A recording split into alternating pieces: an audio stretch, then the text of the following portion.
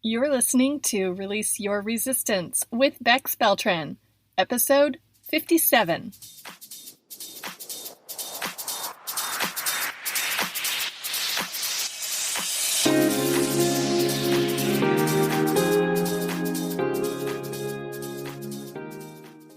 Welcome to Release Your Resistance. This is Bex. The only reason why any of us don't have what we want in life is because of our own resistance. Right now, I'm learning how to recognize and release my resistance, and this podcast tells you how you can release your resistance so that you can live the exact life that you want. Let's get started. I'm trying something a little different for today's episode. This is a collection of random and various odds and ends that I've been thinking about and experiencing lately. And I thought you might find them interesting, so here they are for you to hear all the odds and ends that have been in my brain recently. I will tell you about a few things that are popping out to me lately. I'll give you a little bit of a behind the scenes of my life and talk to you about what I'm listening to, reading, and watching. And then I will end with a short reading from some inner voice writing that I did earlier this week. Think of this odds and ends episode as a charcuterie board. You can take what you like and leave what you don't. Maybe you'll give something a little taste just because I'm offering it to you, even though you would never consider it for yourself on your own. Maybe you'll share it with someone you love hanging out with. Maybe you'll sample all of it and mix up all the flavors and textures, or you'll just focus on one part that you love the best and ignore the rest. You experience this episode however you want. Then, please let me know what you think.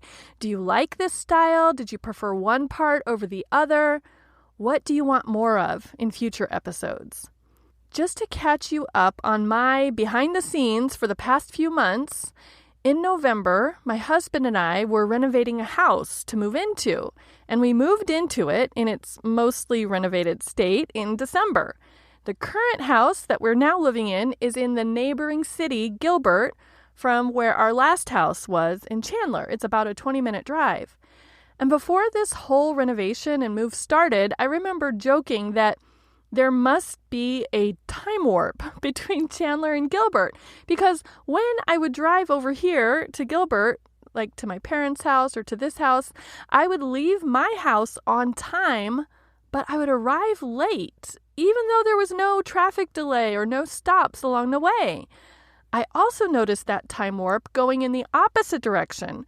When we were getting the old house ready to rent, I was going to meet the renters, and I left on time, but as I was driving, I got a text saying, "Hey, aren't we meeting right now?" And I realized I was late, and I still had halfway to go. What happened to the time? And now that I'm living here in Gilbert, I'm wondering if there really is a time warp here, because I'll start something and then decide to check the time and notice that hours have passed, even though I just started doing it. So I have unaccounted for minutes and hours since moving to Gilbert, and I'm kind of jokingly blaming it on a time warp.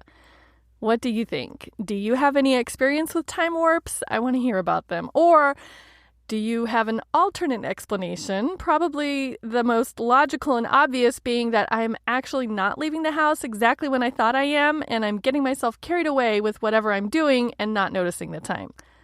Let's talk about a phrase that I have been thinking about a lot lately.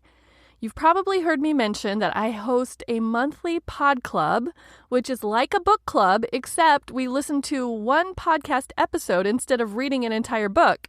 And then we just get together on Zoom and discuss our thoughts. And if you want to join, just go to bexb.org/letsmeet to get the details for next month's pod club. That's bexb.org/lets, L-E-T-S, meet, M-E-E-T.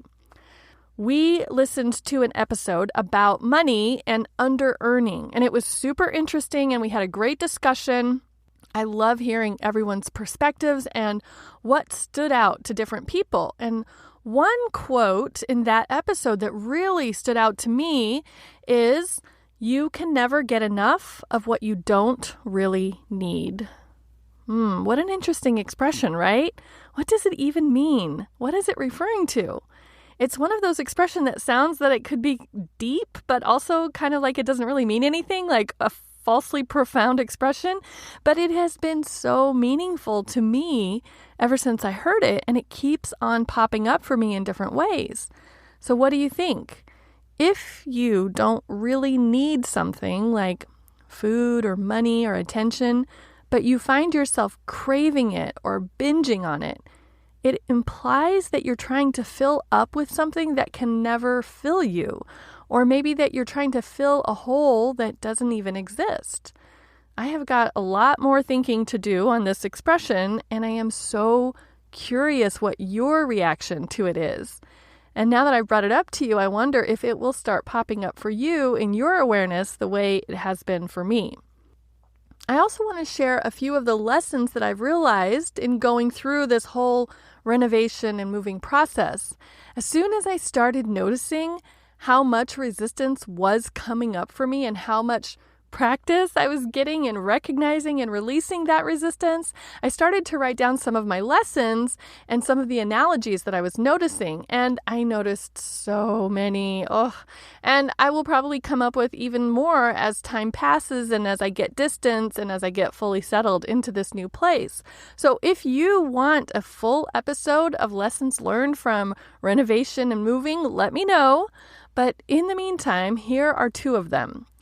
My brain kept telling me there's so much to do and it's never ending. Literally, I caught myself thinking those exact phrases.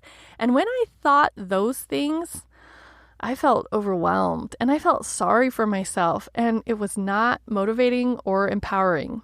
So I decided I should make a finite list to show my brain that no, it's not never ending. There are only X things to do.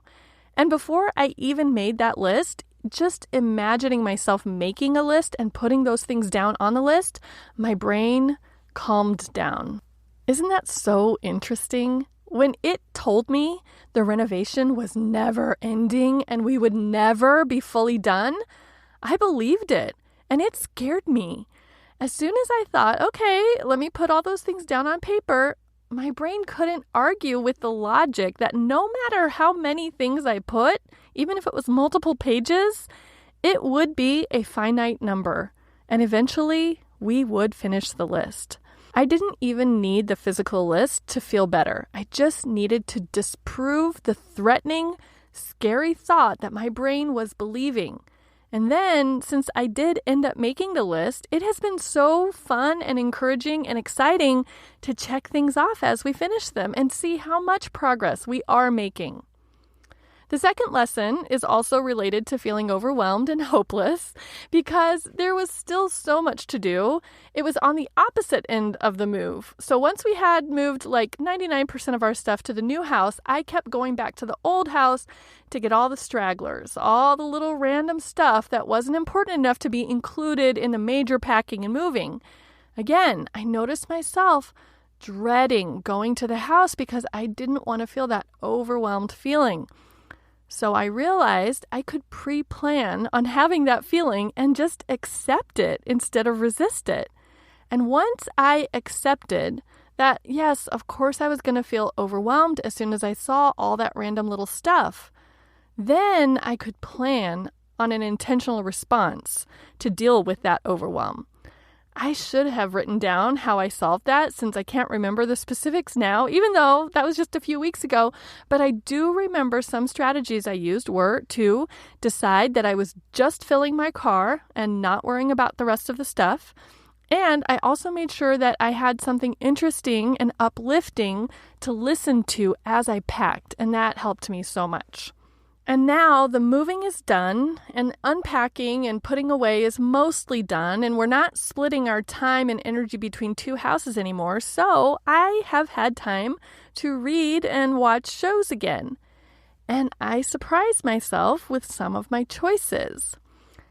Lately, I've been getting my book and show recommendations from an online forum that I really like. So usually for books, when someone in the forum recommends a book, and it seems like that I would like it, or multiple people talk about the same book, I'll go to my library account and I'll put that book on hold, or I'll add it to my wait list, since usually those books are never immediately available.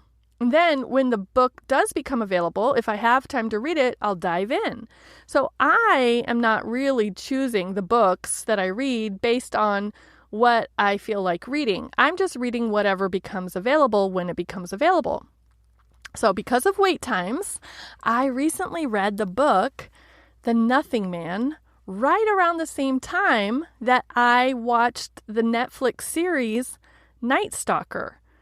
The Nothing Man is a crime novel about a serial killer in Ireland, and The Night Stalker is a documentary about a serial killer in LA. And these are not really my current normal taste.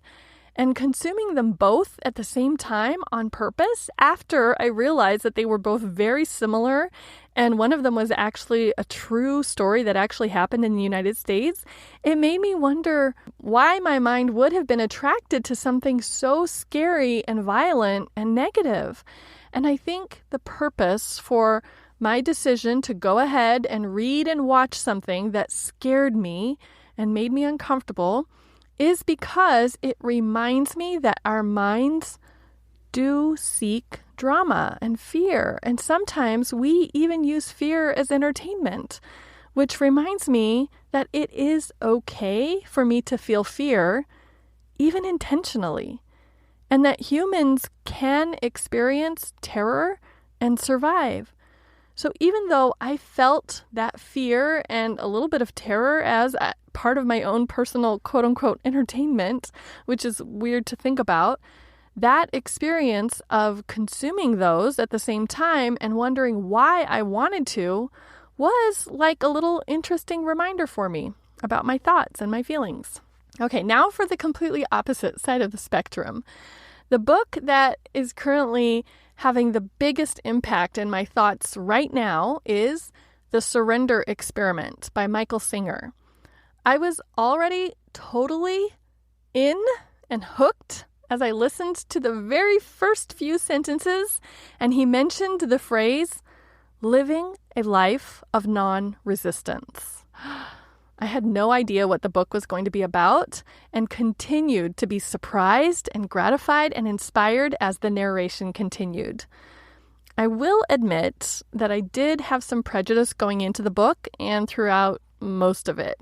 I am not proud to share this, but I really did have some judgments about listening to the story of how a privileged, educated white male in the United States seemingly had so much handed to him as he went about his life. Even as I was noticing those judgy thoughts from my own brain, I was also questioning them too, though. I thought, well, why am I thinking that he had everything handed to him? Why am I thinking that his life was so easy? It's because of the way he's telling the story. What he's choosing to include and what he excluded, what perspective he's sharing, how he's spinning the events that occurred. I realized I have that option too. We all do. We all get to choose how we tell our own stories to the rest of the world and to ourselves. That realization wasn't new for me. In fact, I mentioned my belief that life is the story I tell myself. It's one of the concepts that changed my life. But for some reason, being reminded of that concept, which I love, in this context, really excited me. It made me want to go back over the events of my own life and retell myself my own story in the style of Michael Singer. The premise of the Surrender Experiment is answering this question. Am I better off making up an alternate reality in my mind and then fighting with reality to make it be my way? Or am I better off letting go of what I want and serving the forces of reality that created the entire perfection of the universe? Whoa, what a concept. It's basically asking, should I resist what's happening or should I surrender to what's happening? I think 2020 set me up for being ready to receive this book. 2020 taught all of us, and me personally, that control is an illusion. My word for the year of 2020 was resistance, getting to know it, recognizing it, and releasing it. And after focusing on resistance for over a year now, I realize this is a long process. You know the expression, you don't know what you don't know? Now, after being a resistance researcher for about the past 18 months, I am seeing how much I don't know yet. And this book gave me a perfect mentor, even if he is a privileged white male. And speaking of perfect, you know I love that word, and the subtitle of this book is My Journey into Life's Perfection. Oh, what a perfect title! Don't you love that? So as soon as I finished the book, I went back to my library app where I was listening to it, and I clicked Start Over. I cannot wait to re-listen and pick up on all of the parts that I glossed over or that I didn't pay close enough attention to the first time. Plus, now that I know about this plot twist in his story, I will be listening with a different perspective the second time around. Have you read this book or heard of it? I am so excited to meet other people who know and love this work, to hear their perspectives and share their insights. So let me know if that's you, or if this is the first time you're hearing of it, and if you would like me to do a more in-depth book report and think that I should do an entire episode on my reactions and my realizations from the book, let me know that too. And I just want to add how funny I find this, that I had this whole plan outlined for season 2 of this podcast. I had some future teachers I was pretty sure I'd be talking about and specific books I thought I would be discussing, and this wasn't even on the list. But I have felt such a shift in me this past week, and I cannot wait to see what else comes because of this experience. Let's finish up today with part of some writing from my inner voice. You know, I have my beloved morning ritual, and sometimes as I'm journaling, I drop into my inner voice to ask a question or to get some guidance. And sometimes I get a nudge that I should ask my inner voice, but I resist. And that is my mind fearing whatever the inner voice has to say, not being in control. So this specific morning, I got the idea that I should drop into my inner voice, but I didn't really have a specific question or a problem that I wanted guidance on. So my mind told me, no, you don't need to. I am so glad I did not resist that invitation. So here's what I wrote. And as you listen, I hope you consider the answers that I got as direct answers for you, too. That is why I am sharing this almost verbatim. I hope these answers give you something to think about and feel inspired by. Why am I having this inner voice conversation today? To connect. Connect with what? Yourself, me, your true essence, your knowingness, the place in you that doesn't doubt and doesn't fear and only knows and loves. What does that connection do for me? It makes you whole. That's the reason you connected so much with the phrase, you can't get enough of what you don't really need. When you are whole, you know you don't need anything. Do I feel whole now? Not often. Why not? Scared. Scared of what? Scared this can't be true. What if you're wrong? What if I am wrong? It's not. You don't need reassurance. But I think I do. You don't need assurance. If you need it, there's no such thing. Remember, you can't get enough of what you don't really need. You think you need it, so you can never get enough. You are already whole without any assurance. You don't need to try or prove or improve anything. Be open. Be curious. Be generous. Be allowing. Be present. That's all. I love rereading that to myself and to you. And I love how that phrase even popped up from my inner voice. And that brings us to the end of this odds and ends episode. I am really curious about what you think about this and if there's a section that you liked better or a part that you want to hear more about. So please send me an email at hi@bexb.org. That's hi@bexb.org. Or leave me a comment at bexb.org/odds, ODDS, to let me know what you think. Thank you so much for listening. Have a wonderful day, and I'll talk to you next week.